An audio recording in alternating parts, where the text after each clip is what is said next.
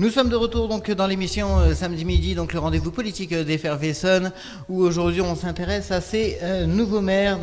Et parmi ces nouveaux maires, puisque vous le savez, lors des résultats aux élections municipales, il y a eu pas mal de changements dans les différents hôtels de ville en Essonne. Là, il y a une vague entre guillemets bleue. Parmi cette vague, il a répondu présent à notre invitation. Donc, il est le nouveau maire de Brétigny-sur-Orge, Nicolas Méhari. Bonjour. Bonjour Mickaël Fauchois.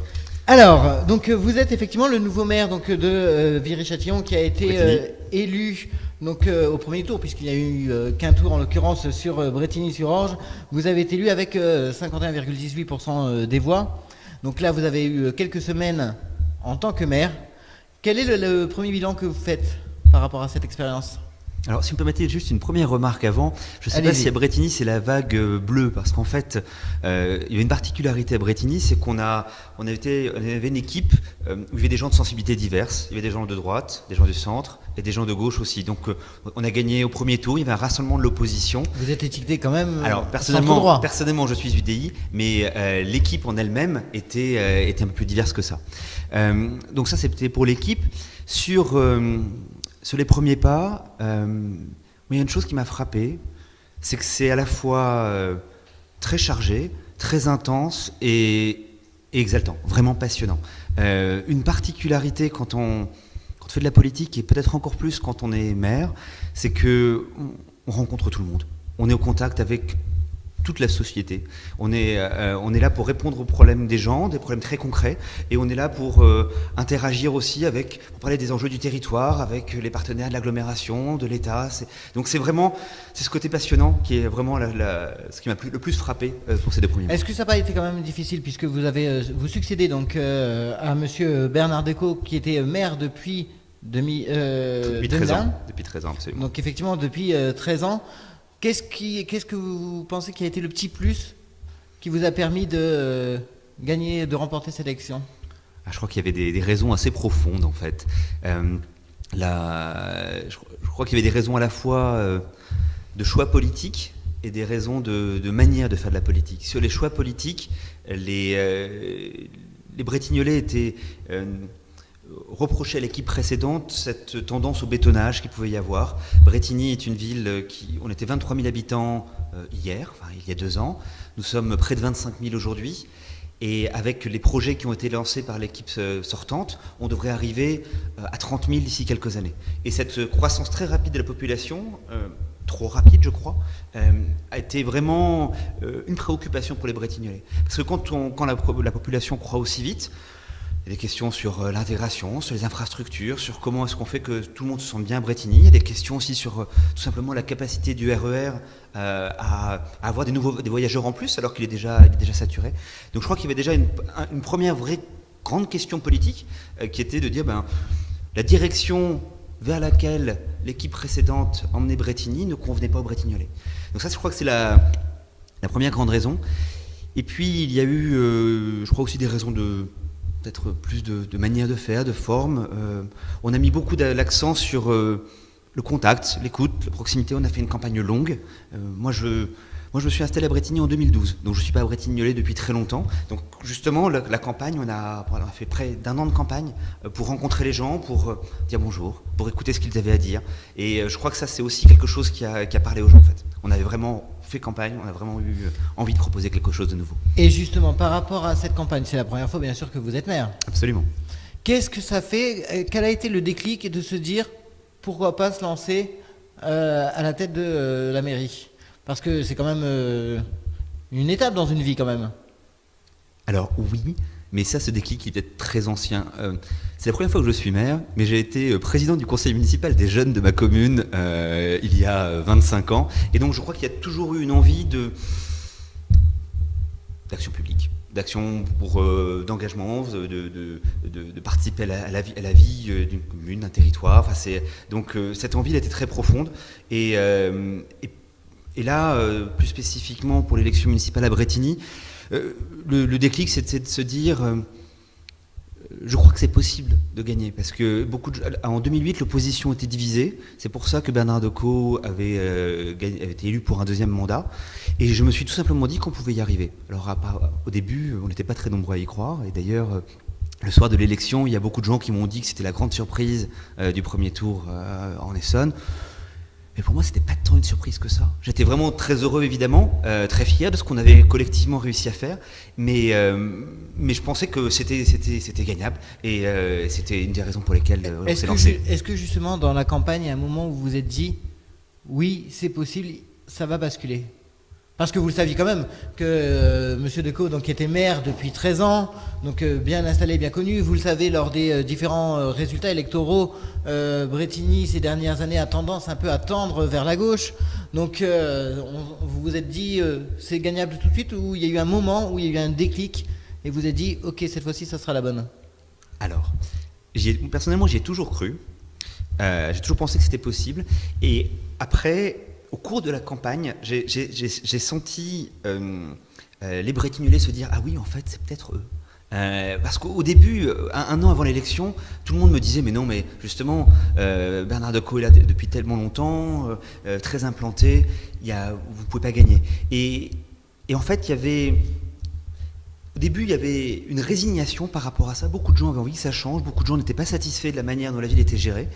Et en fait, ce qui a fait que je me suis dit ça va fonctionner, c'est quand les gens sont passés du fait de dire non à Decaux à oui à la relève. La relève était l'équipe que je conduisais. Et donc, on a transformé une sorte de rejet de l'équipe précédente en une adhésion sur ce qu'on proposait. Et en fait, on le voyait au quotidien, dans les contacts avec les gens, sur les marchés, en porte-à-porte. Et là, oui, on s'est dit, c'était une longue montée vers la victoire.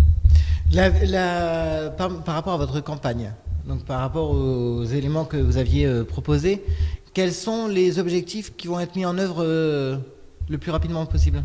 Alors, il y a des choses qui sont effectivement... On est plus sur des questions de projets structurants, c'est-à-dire que on a beaucoup d'objectifs sur le centre-ville, par exemple. Un des sujets à Brétigny, c'est que pour une ville de cette taille, le centre-ville ne vit pas assez. Donc ça, c'est à la fois un projet de long terme, sur le plan urbain, et puis il y a des choses à très court terme qu'il faut mettre en place sur l'association des commerçants, sur rénover le marché. Donc là, ça fait partie des choses qui vont être mises en place très rapidement. C'est aussi se battre parce qu'il y a des commerces de proximité qui ont fermé dans la fin du mandat de mon prédécesseur. Et donc ça fait partie aussi des choses sur lesquelles on espère avoir des résultats rapides pour certains éléments, et puis après c'est une réflexion de long terme aussi sur le plan urbain pour tout le mandat. Et au niveau donc de la jeunesse, puisque dans votre campagne et dans votre projet vous aviez beaucoup mis en avant la jeunesse, donc dans toutes ces phases entre guillemets, que ce soit la petite enfance, l'enfance, ou on va dire la jeunesse en tant que telle, quels sont les objectifs forts? Alors, pareil, il y a du court terme, du rapide, et du moyen long terme, plus structurant. Sur le court terme, le rapide, c'est tout bête, mais on a réussi à remettre en place très rapidement un tournoi de foot de tous les quartiers de Brétigny. Donc ça faisait 15 ans que ça s'était pas fait. Donc justement alors que les gens vivaient un peu séparément, et c'est par ce type d'événement qu'on fait bouger les choses, que les gens se disent « Ah oui, tiens, il y a un truc qui est en train de se passer ». Et là, il y a beaucoup d'enthousiasme, ça sera dans 2 semaines. Et pour l'instant, il y a déjà pas mal d'équipes inscrites, on est vraiment très contents. Ça, c'est sur l'aspect court terme.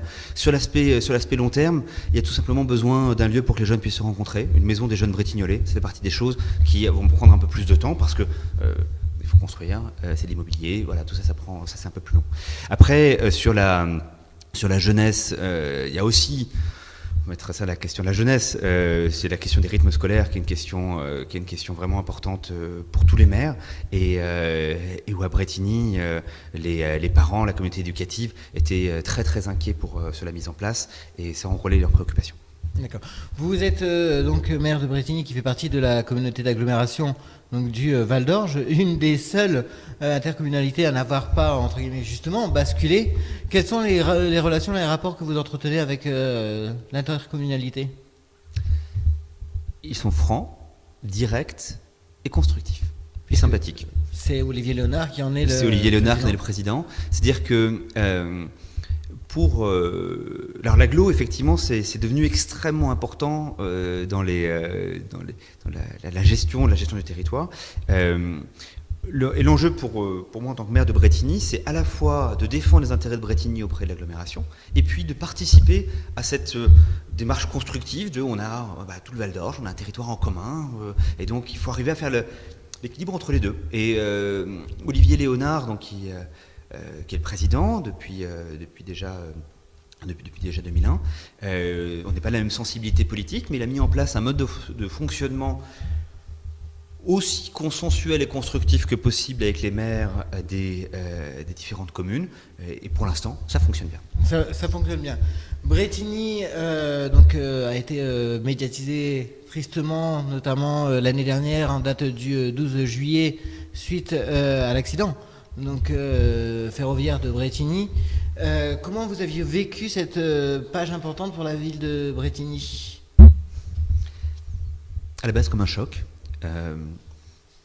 C'était vraiment un choc pour tout le monde, parce qu'en fait, c'est un accident qui aurait pu se passer n'importe où. Brétigny, c'est une ville qui vibre avec sa gare. La SNCF, c'est une part importante de l'histoire. La gare est au cœur de la ville. Et donc, voilà, c'est une catastrophe pareille. Ça a été un grand choc pour tout le monde. Ça a été une blessure, vraiment. Et d'ailleurs, je reviens là-dessus parce que une blessure qui est collective, parce que on m'avait interrogé récemment sur quel était l'impact que ça avait sur la campagne électorale. Et la réponse était aucun. Aucun. Pourquoi ? Parce que c'est une blessure qui est collective, et sur ces blessures collectives, on ne polémique pas. C'est pas une question d'une équipe ou d'une autre, c'est juste tous les Bretignolais ont été marqués, meurtris par cet accident. Les Bretignolais, évidemment, les victimes de leur famille, mais on a tous été très touchés. Il y aura d'ailleurs une commémoration oui, voilà, c'est ce que j'allais vous dire. au mois de juillet. Est-ce qu'il y a des événements qui sont prévus par rapport à ça ? Il y aura une commémoration avec les familles des victimes, avec le président de la SNCF qui devrait sans doute venir, sans doute de manière... la commémoration sera sans doute réservée assez largement à ceux qui ont été très touchés par la catastrophe. Parce que si je faisais le lien également, c'est notamment parce que actuellement il y a des vastes travaux au niveau du RERC, donc de modernisation des voies notamment, ou ce week-end, si vous voulez vous rendre sur Paris, ça sera compliqué. Donc de vastes travaux, la communauté d'agglomération justement reproche à la SNCF les impacts que peuvent avoir ces travaux. Comment vous, en position centrale comme Brétigny, avec ce qui s'est passé, vous vivez cette démarche ? Alors, il faut être très clair là-dessus. Ces travaux sont des travaux utiles. Ce sont des travaux que nous demandions depuis longtemps. Et vous faites le lien avec l'accident en disant que voilà, ce sont des questions connexes. Pour moi, je crois que ce que montre l'accident, c'est que de manière générale, il faut investir dans l'entretien des voies. Donc oui, ces travaux sont utiles, réellement. Et les maires de la communauté d'agglomération du Val d'Orge sont effectivement exprimés au sujet de ces travaux, mais en rappelant que nous soutenions le principe de ces travaux. Ce que nous reprochions en revanche, c'était qu'il n'y avait pas assez d'informations, que les dispositifs de substitution ne fonctionnaient pas assez bien. Et puis, vu l'ampleur des travaux, donc vu l'ampleur de la gêne pour les usagers, ça nous paraît très légitime qu'il y ait une réduction sur le pass Navigo. D'accord.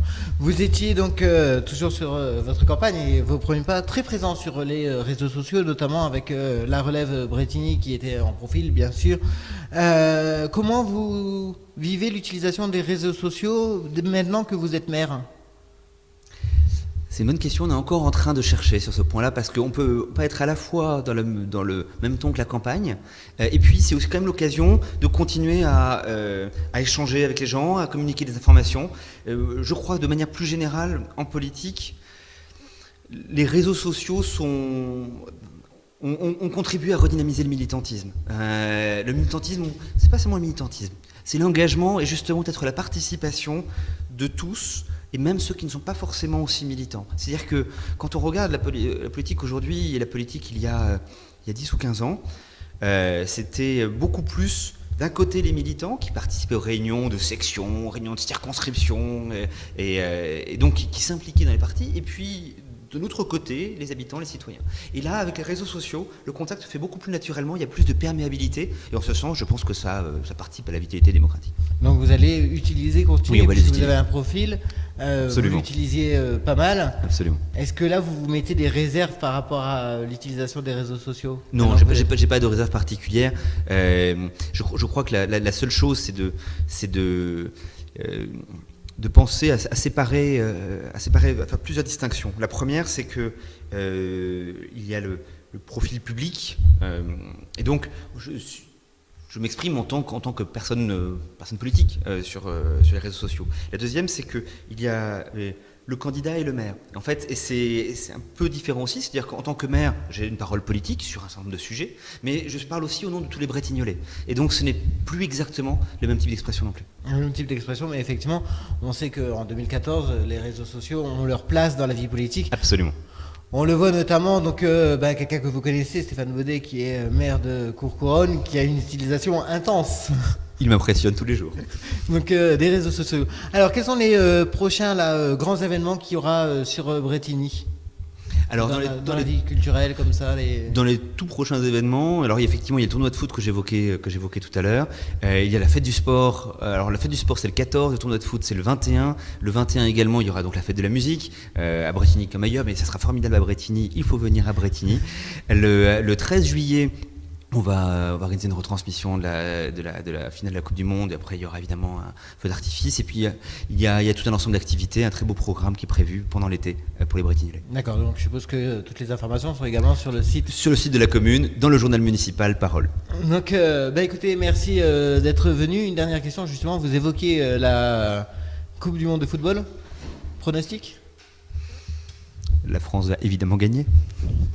On aura l'occasion de voir si votre pronostic était engagé. On va passer en musique, hein, et puis il devrait arriver donc prochainement donc Jean-Marie Villain, maire de Viry-Châtillon. Merci Michael Fauchois. Merci Michael Fauchois. Je l'ai pas sur moi ton numéro de Jean-Marie?